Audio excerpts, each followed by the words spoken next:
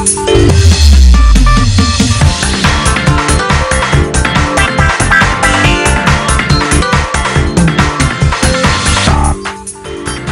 of the hour remains oil marketing companies, BPCL, HPCL moving higher, and that's a 6% gain now coming in on a BPCL. HPCL also 4% higher.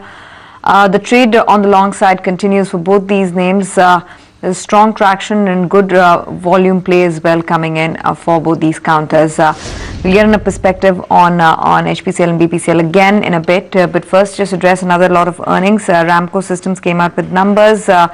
And Virender Aggarwal, who's CEO Ramco Systems, joins us on the show right now. Mr. Aggarwal, thanks very much for taking out the time to speak with us. Congratulations on a good set of numbers this time around. The top line is beginning to show sequential improvement. Operating margins have also improved. What is the expectation on whether you can continue this performance? Do you think it's just a one-quarter thing, or do you think the run rate still looks strong for the coming quarters as well? I think we have had 4 good quarters now on a continuous increase, so we want to maintain this momentum, but we have to just make sure that we focus on execution and do our job well to stay profitable and keep on increasing our market share and revenue growth. You're talking about raising your market share. What's the target there? Yeah, I think we are very small, minuscule percentage of the global market. In aviation, we want to become amongst the top leaders in the aviation MRO and M&E segment. And in case of ERP and in HR product, at least we want to be make sure that we are counted amongst the top 3, at least in Asia for sure. I mean, it's difficult to measure market share because our size is too small, but right now our ambition is to, at least in Asia, be counted amongst the top 3. In ERP space and amongst the top 1 or 2 in aviation space.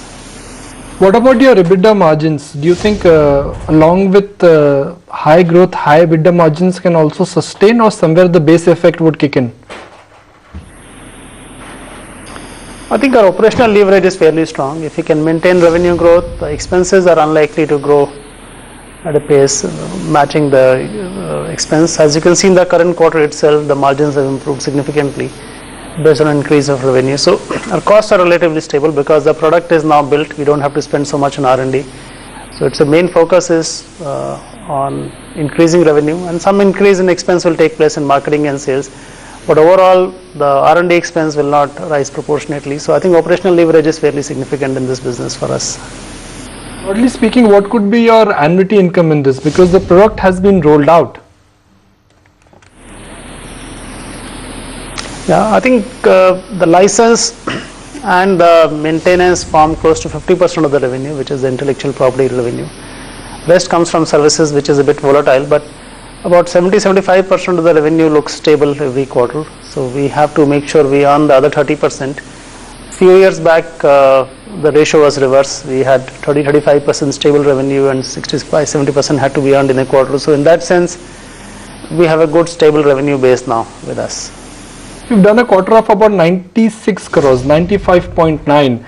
Can you give me a breakup? How much has come from annuity stroke from maintenance, and how much has come from fresh or new businesses? So I won't be able to give you the exact numbers of how this figure has come about, but in terms of sheer percentages, the license plus AMC will be about 48% of this intellectual property part of the business, and services will be roughly about 52% of the business in this. Any new client deals of sizable nature that was signed in this particular quarter? Anything that's working in the pipeline? So we have about, in the previous quarter we signed about 4 deals more than $1 million, and we have a significant pipeline spread all over the world, more so in aviation than any other sector. So I think the pipeline is healthy right now, and every quarter we are averaging 3 to 4 deals from $1 million plus size. So in that sense, the average size of the deals has improved for us, and a lot more global opportunities are visible in the market now. If I look at the current state of the Indian and the global airline industry, the airline industry is not in a good financial, shape, so to speak. Is that a deterrent? Because your main customer still is the aviation industry. I think the oil prices falling should give a lot more disposable income to the airlines, and also the need for continuously upping the efficiency. And since we run on cloud, it is not a one-time expense like other software. So there are very few software in the world which are available on a multi-tenanted cloud, and we are one of the few of them which is available. So in that sense, I think we are well positioned to cater to small, medium to large airlines, all of them, because it's a very comprehensive product covering end-to-end functionality. I think we are in a good place, and with oil prices down, I think aviation sector should have good disposable income to spend on the expenses they have been postponing for a while. Okay, we leave it at that. Thanks very much for joining us and giving us those details. Appreciate your time and views. Ramco Systems, good set of numbers, 18% up on the stock. Good run for this one. Allahabad Bank is